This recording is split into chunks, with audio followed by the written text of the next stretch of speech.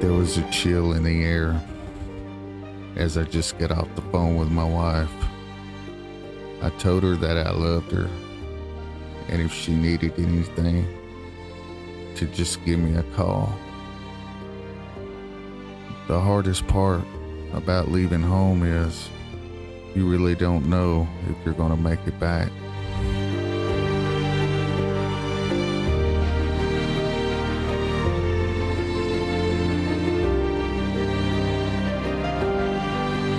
You try not to think about all the things that can go wrong, so you just cut the radio up to try to drown out all the negative thoughts. You try hard not to pay attention to all the talk going around about the fuel shortage, the supply chain, the looming food crisis, the next virus coming out, another country threatening nuclear war.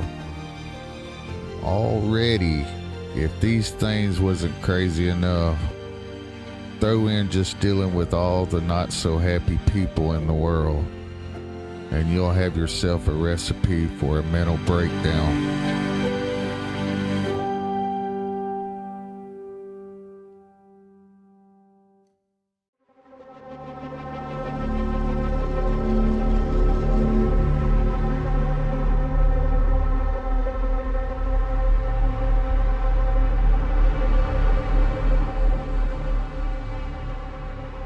Now,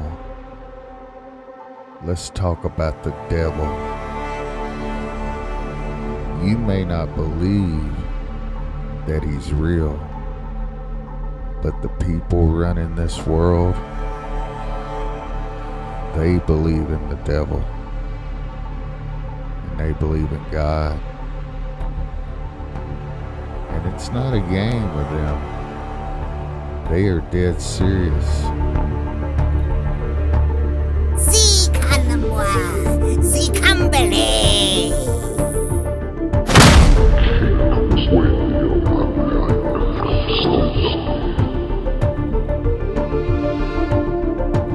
Well, good afternoon, everyone. Welcome to another News in Focus program. I've got a short 3-minute audio clip from Paul Harvey that you may have already listened to, or maybe you have not. It's up on YouTube, and it's certainly worthy of your attention.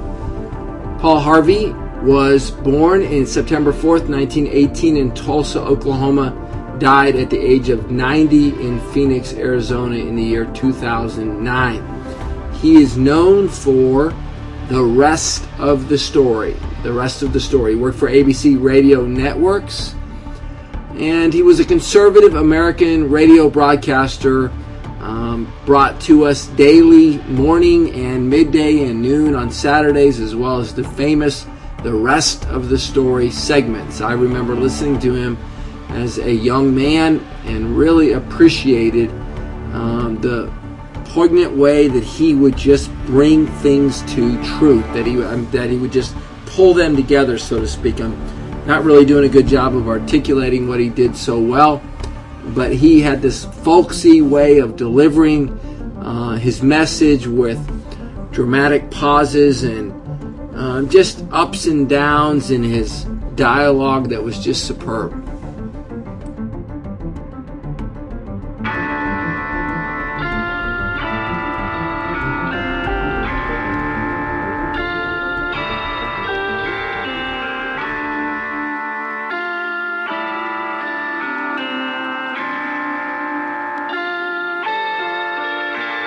If I were the devil,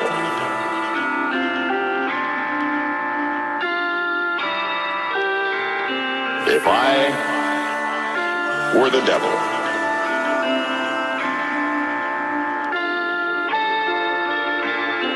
if I were the Prince of Darkness, I'd want to engulf the whole world in darkness, and I'd have a third of its real estate and 4/5 of its population, but I wouldn't be happy until I had seized the ripest apple on the tree.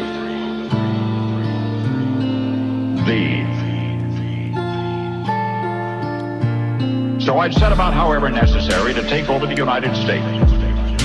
I'd subvert the churches first. I'd begin with a campaign of whispers. With the wisdom of a serpent, I would whisper to you as I whispered to Eve. Do as you please. To the young, I would whisper that the Bible is a myth. I would convince them that man created God instead of the other way around. I would confide that what's bad is good and what's good is square. And the old I would teach to pray after me, Our Father, which art in Washington. And then I'd get organized. I'd educate authors in how to make lurid literature exciting so that anything else would appear dull and uninteresting. I'd threaten TV with dirtier movies and vice versa. I'd peddle narcotics to whom I could. I'd sell alcohol to ladies and gentlemen of distinction. I'd tranquilize the rest with pills. If I were the devil, I'd soon have families at war with themselves, churches at war with themselves, and nations at war with themselves. Until each in its turn was consumed.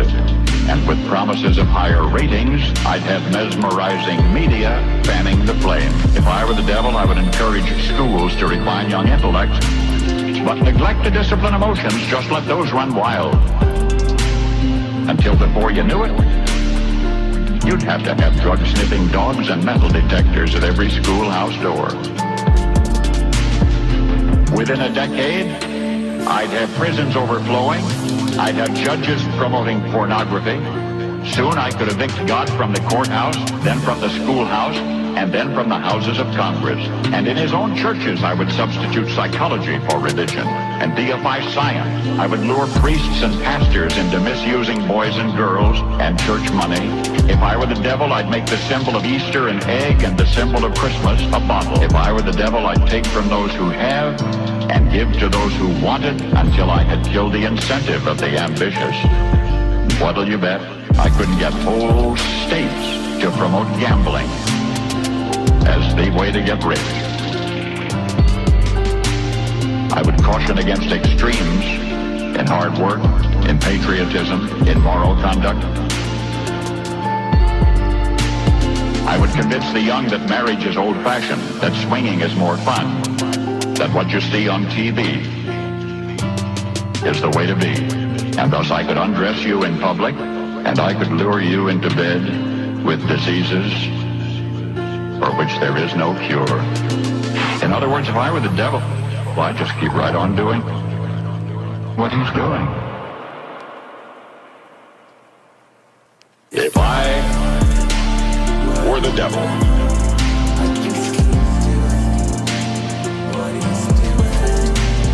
if I were the devil,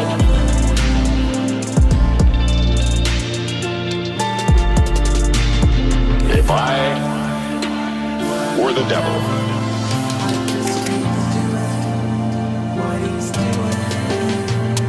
if I... That's right. Satan is real. He's all around us. He just don't want you to believe that he does exist. See, this is all done by design, and it's taken many years to get to this point. But I promise you that things are only going to get worse, and we don't have much time. He will make war on the saints.